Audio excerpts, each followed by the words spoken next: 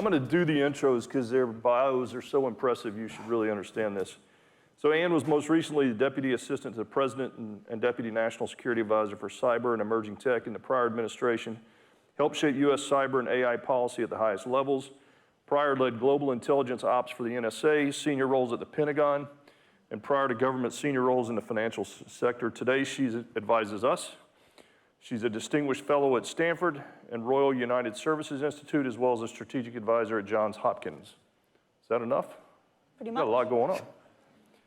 Brett spent decades at the center of U.S. foreign policy under 4 White House administrations, including Special Presidential Envoy leading the global coalition to defeat ISIS.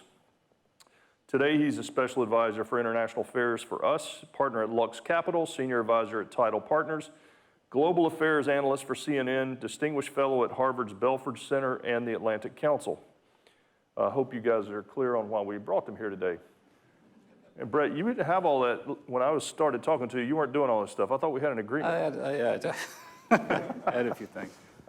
Anyway, they're great experts on the topics that we're going to talk about today. So I want to start with Brett. Let's start with Cisco. Why? The areas that you're involved with, you're in venture capital, you're in advanced technology, defense technology, you're working with us. How did you choose these areas after you left the White House? Well, Chuck, it's great to be here. Great to be here with Anne, because we were, just 16 months ago, just down the hall from each other in the White House. So yeah, I worked across 4 administrations, spent a lot of time in war zones, and saw life and death decision-making as presidents were making them. And I'll just give you an anecdote. So 15 months ago, and this is all in the news now because Iran is in the news, bring you into the White House Situation Room, October 1st, 2024, and we had Iran launch 200 ballistic missiles heading towards Israel. And like the movie War Games, you can see the streaks on the screen, and we had prepared a defense for this. We built a coalition.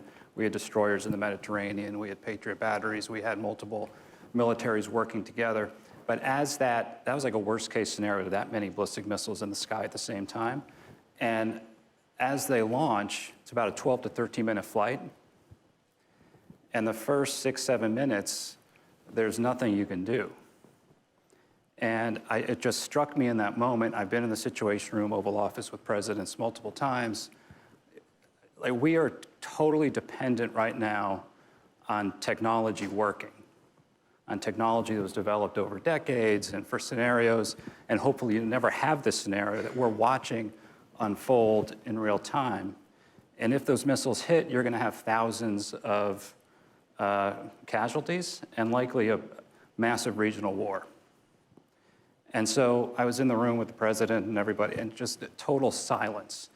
And it was the first time in a situation like that I actually said a prayer, because you're completely dependent on technology working. And fortunately, when that window opens up, about 3-minute window where missile interceptors engage, the whole screen turns white, you don't know what's happening, the defenses worked. And a lot of lives were saved, and actually stopped what could have been a much larger war. But the speeds are going to increase. You add AI to the mix, the decision-making cycles of machine decision-making, and let's hope we can keep machines out of that kinetic kind of pulling the trigger type decision. But if you look at it as this is going, that's going to be very difficult to do. And so I want to, and by the way, Cisco, a lot of that technology that allowed all those militaries to work together, a lot of that is Cisco. So I think there's nothing, Can't tell them that.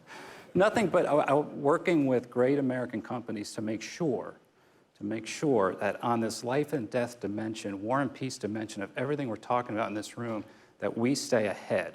The United States stays ahead, our partners stay ahead, our partnerships. It is so important because this is coming so fast. So that was just one example of a moment that really stuck in my mind, and I'm really proud, Chuck, to be working with you and so many others. We certainly enjoy working with you, and you've been very helpful. So Anne, let's similar question. Deputy National Security Advisor, cybersecurity, you and I knew each other really well at that time. How are you applying all that to what you're doing today? So, similar to Brett, I spent 15 years in the intelligence community, and in that I ran both offensive and defensive operations, right? I led our hacking units, and then I was responsible for standing up our cybersecurity mission. When I came to the White House, what I was struck by pretty quickly was how geopolitics played out in tech and cyberspace. 3 quick examples: Russia, China, and Iran. The evening before Russia invaded Ukraine, the Russian intelligence services conducted a cyber attack on an American commercial satellite company that was providing secure comms to the Ukrainian military. And it was successful. They would have disabled any chance for the Ukrainians to communicate securely. Starlink stepped in and served as a backup. China, we had many conversations about the Chinese have the largest hacking operations of any service in the world. And they've successfully compromised telecoms around the world, pipelines and water systems. And the telecoms are often for espionage. The pipelines and water systems, we believe, are to strategically turn off or disable those capabilities during a period of crisis or conflict, to put pressure on a society, or frankly, just to buy time. Because American service members deploy at the same airports and ports we all use. And if you can just disable those systems for a couple of days in the context of a crisis around Taiwan, China's bought enough time to be successful. And then finally, Iran, right? No surprise that when Iran was brutally countering domestic protests, the first step they did was turn off their internet, right? Both to hide their tracks and to prevent demonstrators from communicating. And it was no surprise as well that when we served in the White House and were grappling with these kinds of issues, one of the set of options we were often looking at was, how do we turn back on the internet, right? What can we do working with often companies around the world to ensure that people who are fighting for liberty can get their voices out? So watching that geopolitics play out, and to Brett's point, I'm a child of refugees. My parents raised me to be deeply grateful for American freedoms and for the opportunity to rebuild lives here. My family is like millions of American families. I believe in America's force for good around the world, and ensuring that the technology that underpins our commerce, our national security, is built reflecting that openness is something that's really important to me. And I think as we've had conversations around kind of the role of AI in powering a new generation of cyber attacks, I firmly believe that AI will be fundamental in fighting those at machine speed. It's become a machine fight. Yep. And I think the data, models, and frankly, the global visibility that Cisco has is really unique to that fight. So Anne, this AI competition, what you just described would suggest that it is a race. It's a massive race going on. And it struck me, we talked about adversaries. G2 was talking about adversaries, I think, in maybe one of the interviews we did this morning, and how they're using AI. And they're not being cautious. We're talking about guardrails and risks, and we're thinking about what are the implications of how we use it. And they can just keep trying and trying and trying until they find something. So this global AI race, it really is a race, isn't it? It's an interesting question, because the definition of winning tends to vary country by country, right? And this was the big debate in the Biden White House and transferred over to the Trump White House in terms of how do we win? And I think what we've seen is, if you look across, 3 different countries, 3 different approaches to winning. In terms of America, we're winning in terms of having the most advanced models on reasoning, in terms of breakthroughs. Certainly in building out the infrastructure around the country, largely closed models. Mm-hmm. I think when you look at China's often 7 to 8 months behind, but really scaling on applications. Their AI plus national plan is focused on industrials and in manufacturing. And then when you look at India, it's often small language models focused on what that country needs.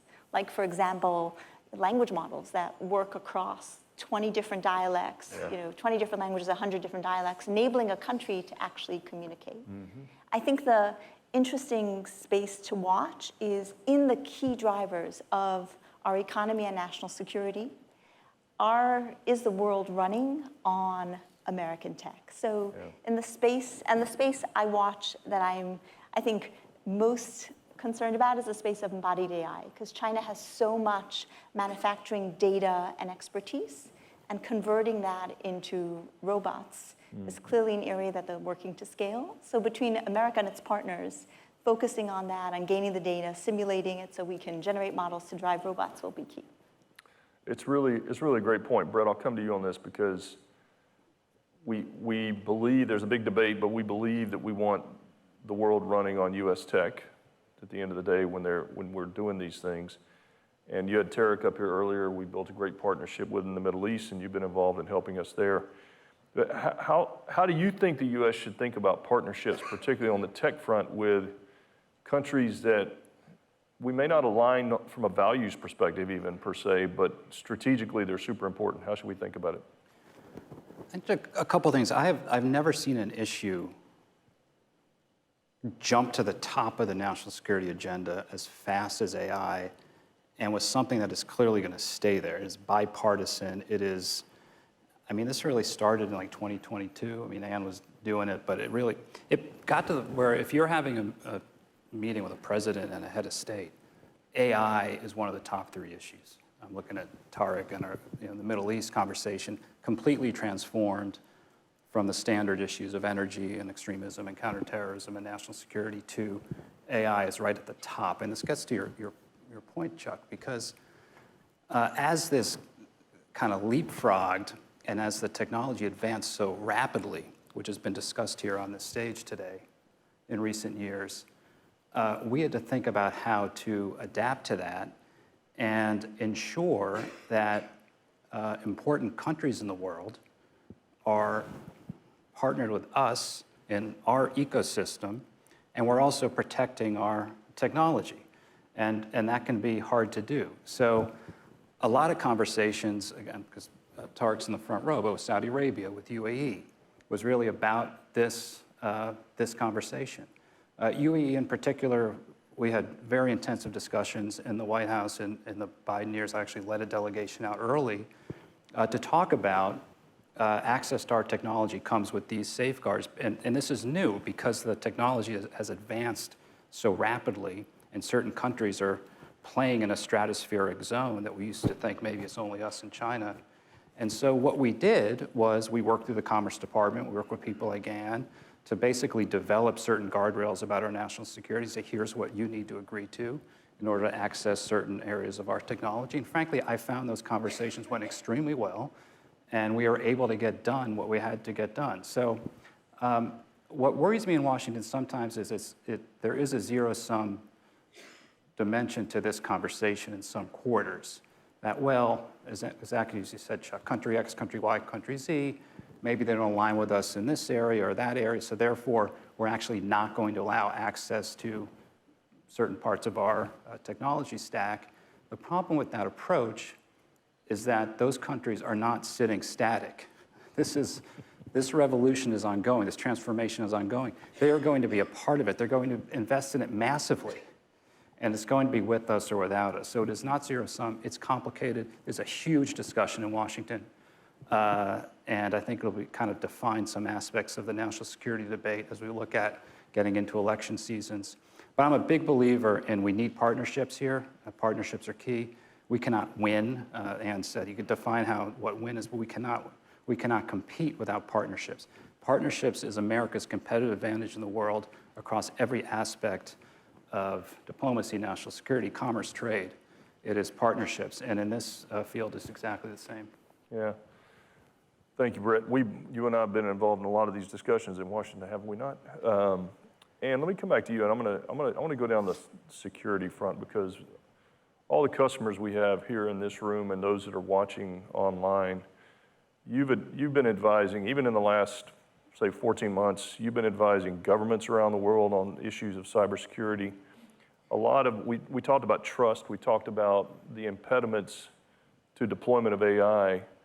Just in general, what's your top of mind guidance to these customers about how they should be thinking about cybersecurity in today's world? Absolutely. So AI fundamentally is a driver of so much innovation. You just look at drug discovery, right? Coming up with proteins that nature doesn't have to target specific disease pathways. So we have to be using AI. The key is how do we use it safely? And in the context of cybersecurity, I think there's really 2 types of risk to think about, right? One is in the context of, Anthropic published a report saying China had used AI to automatically and at scale conduct attacks. I'll be candid, for most of the cybersecurity community, we all looked at that and went, Of course. Attackers always adopt tech. Frankly, they adopt tech faster than defenders. So I thought what was really interesting about that report was that Anthropic actually used their models to find, analyze, and actually block the attack. Now, in that case, the attackers were faster. That's what needs to change. Because so much about cybersecurity today is manual and painful. I recall after China compromised a number of American telecoms, and I talked to one of the major chief operating officers and said, help me understand how they hid for potentially up to 3 years. And his answer was, and we have software-defined networks today. They're changing all the time. So we have a hard time defining normal. And if we can't define normal, it's really hard to define anomalous. And anomalous is the first step to figuring out what's potentially malicious. AI can change that and do it at speed, because you can define what's normal in a network, alert what's anomalous but akin to before sports games, so you're surging traffic to a particular place. Yep. Or frankly, and I think that's what's unique also about companies like Cisco, you have a global platform. So when an attack technique is done in one place and you're using AI to track that, you can alert to a second telecom, hey, this thing's anomalous, we saw it somewhere else. And I think that's why the open source AI model actually that Cisco released was so interesting, because there's this unique data that global companies have about what's globally normal and anomalous that can then serve individual entities to help them then, for their particular business, refine that. So the AI's role in traditional cybersecurity is huge in that it's now become a machine-on-machine fight, and human defenders just don't stand a chance. Yeah. And then there's the AI of the models themselves. Right.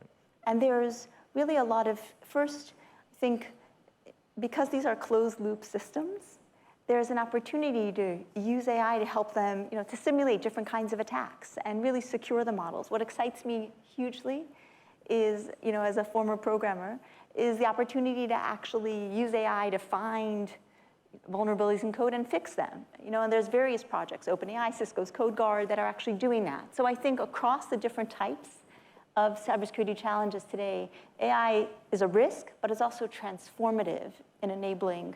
It's the only way we ultimately stop them. It's the only way, right? Yeah. So Brett, we talked a little bit about countries and how we should be deploying tech and using tech. And Anne, I'd love your take as well. But we think about policymakers. I always say, look, I feel really bad for people in Washington who are trying to regulate technology because, first of all, for all of us in this room, we live this every day, and we're trying to keep up with it. And I mean, we're in the middle of it. And yet, in Washington, we have this expectation that these people should just be geniuses and they should be able to regulate it intelligently at the pace that it's moving. So talk about regulation, and then what misunderstandings do policymakers have right now relative to how they're thinking about this technology? I think in some ways it's worse than that. Again, I'll just speak from my personal experience. I was going to let you say that.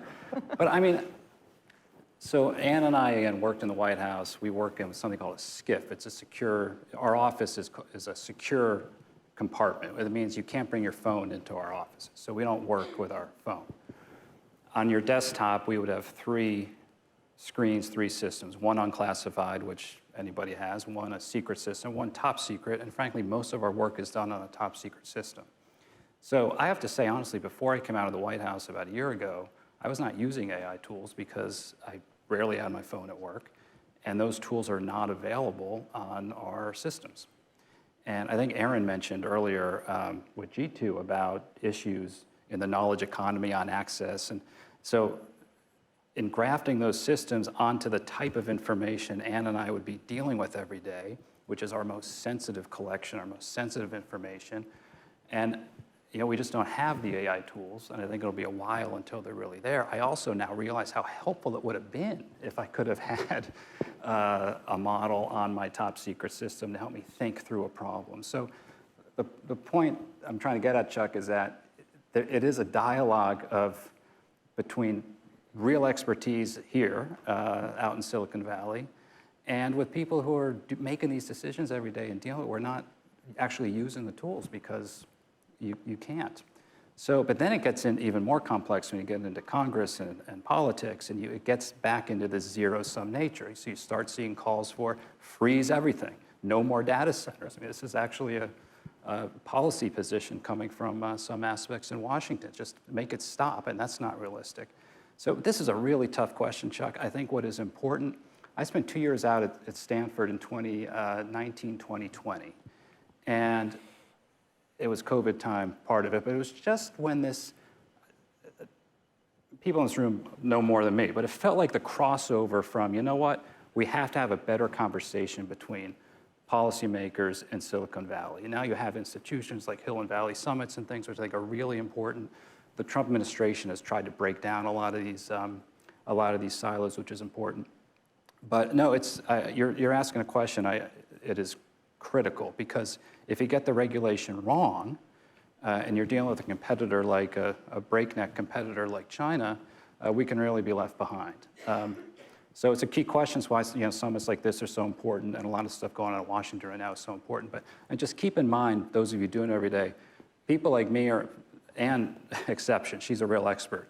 We're not using the tools every day. The people doing the national security work. So it's sometimes a demo doesn't really give the real impression of how useful these things are. I use them all the time now in my personal life. I was not when I was in the White House. And you have anything to add? No, it's so interesting. When AI came out and the awareness of the huge opportunity and the attendant risks, what you saw was some policymakers looking at it and saying, we have to address the risks. But there's a risk of doing, and there's a risk of not doing. And there was a similar approach to like foreign partnerships, right? For some, they viewed America's leadership in chips as, frankly, a way to constrain the advancement of the technology and maintain American leadership. For others, we say, look, we want as many countries around the world, citizens around the world, to benefit from this technology. Let's think in a very focused way on some of the specific risks. So if you think about some of the specific risks, right, there's the risk that an adversary will use it faster in their military and intelligence communities. Mm-hmm. To give a quick example of what I mean, one of the threats the intelligence community grapples with is advancements in North Korea's missile program, right? North Korea is an isolated regime, heavily sanctioned, and they continue to make massive investments in their missile program, and they use it, right? They shot a missile over Japan to kind of threaten the region. Now, some may say, why are we caught by surprise? Many of those missiles are launched by mobile launchers. So for the intelligence community, there's constantly what we call indications and warnings of the kinds of things we watch to see, will there be a surprise missile launch to alert forces to defend against it? So they look at things like, okay, the people involved in this program, are they going to new places they haven't gone before? Mm. We know some of the locations are often near, water or other kinds of, mountains, so they're hidden. So you may watch those closely, but fundamentally you're bringing together video, satellite imagery, signals, voices imagery, as well as others in a combined picture. Today, that's often still done manually in the intelligence community. Anybody here is all automatically going to multimodal AI, right? Of course. So that transformation and which military or intelligence community do that first does give an edge. So that's a risk. And my view, the biggest way to approach that is deploy. Deploy carefully, ensuring that it's in compliance with legal and policy rules, but deploy quickly. Other risks are, will AI be used to conduct new types of cyber attacks, develop new types of biological weapons? When one thinks carefully about the kind of controls, then we can actually make progress. But I think it needs to get into that detail of bringing AI experts, subject matter experts like bio experts together to come up with the right set of regulations. That takes time. And I think the key piece we always have to repeat is when there's so much innovation, there's risk with every regulatory step we take. So let's be as precise as possible, addressing the precise risks as possible. All right, so we're almost out of time. We're going to do a real quick one from both of you, okay? Because there's an outside chance that some of these topics could be depressing. Really? So let's leave with some hope. So Brett, let's start with you. Give us something to be optimistic about.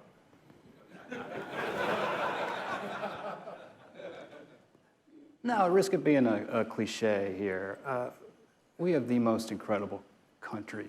And seeing in my year kind of out of national security world from the inside, seeing it from the vantage point of Cisco, seeing it from the vantage point of venture and our entrepreneurial ecosystem, it was just so extraordinary. And we just need to continue to nurture and invest in that and make sure that it continues to be able to, that's what makes America so special. It is amazing. And so having some exposure to that over the last year leaves me quite optimistic. Give us hope, Anne. Brett put it beautifully. You know, there's a lot of talk about the role of voice models and deep fakes. A number of years ago, my husband and I we love tech, and we got involved with tech helping people with disabilities. So there's a nonprofit that essentially does voice banking for people, ALS patients. So as they are diagnosed, they bank their voices, and as unfortunately the disease progresses and they lose their ability to communicate, the models help them. They blink their eyes, it's converted to particular letters and words, and they're still able to communicate with their families. So of course, AI brings risk. But you think about examples like that across so many areas where it's making a difference in individual people's lives and families, and it's just a moment of excitement as well. All right, I'm hopeful again. Thank you so much. Thank you, too.